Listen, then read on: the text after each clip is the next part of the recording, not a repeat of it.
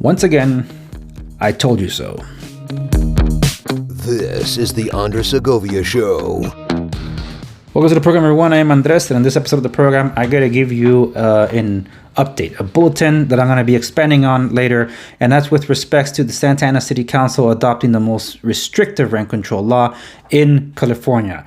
I was made aware of this by receiving this mailer from the Santa Ana for Fair and Equitable Housing. They are sponsored by the California Apartment Association. I am familiar with the CAA, and I appreciate the work that they do for property owners and apartment owners in the state of California. And I recommend that you do at least follow one of these, maybe your local, there's always a local apartment association if you're a property owner, whether you own one or more properties, because you're going to want to know about a lot of these laws that come down the pipeline that affect your property. What I do for a living as a broker and property manager, my intention has always been to provide the best service that I can and information that I can impart to both tenant and property owners alike.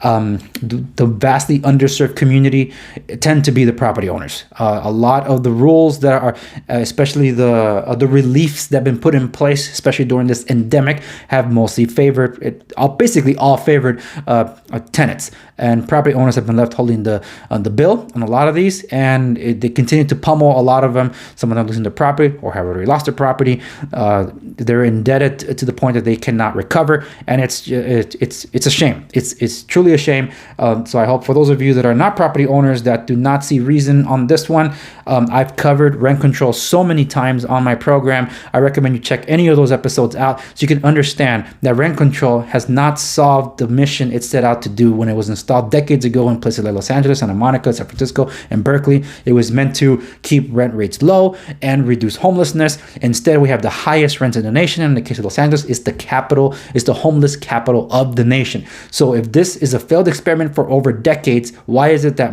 we're installing it statewide? It's been installed statewide. California was the first one to do so, and now local ordinances are being installed to make things even worse.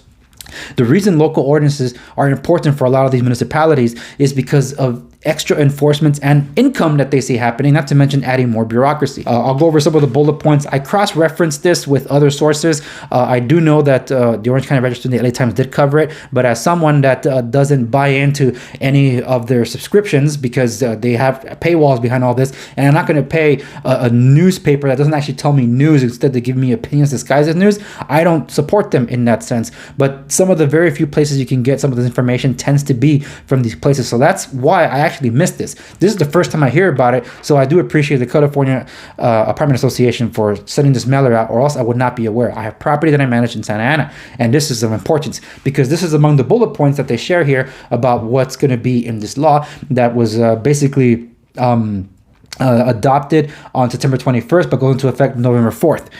Okay, so we have the limit rent increases to less than the annual inflation rate. That's even more strict in the state because the state allows for you to take the inflation rate plus 5%. This is actually considerably more strict. In fact, this letter is saying it's even more strict than Los Angeles in general. That's insane. Because I always use, because that's the one I dealt with the most, Los Angeles housing, as to why it's an incredibly inept bureaucratic mess to deal with them and how they make life a living hell for property owners, especially because they don't talk to building and safety when they issue these code enforcement or violations that they cite. So they're intending to do their own things here. So they're going to impose strict eviction limits for most rental units. Prohibiting evictions of households with students during the school year. So not renting to students, but households that have students. That's how I'm understanding it. Requiring the district attorney to prosecute a tenant in order to evict a tenant for criminal activity. You know how stupid that sounds? That is absolutely insane, especially when you have a lot of defunding the police, not to mention when you have district attorneys like Gascon that are decriminalizing a lot of crimes. So what? This is insanity. That is an overreach, folks. All of this is an overreach. Mandating higher relocation assistance payments to households beyond what is in state law. First, they don't pay you the rent, and now as a property owner, you got to pay even more to get them out of your unit. Oh my goodness.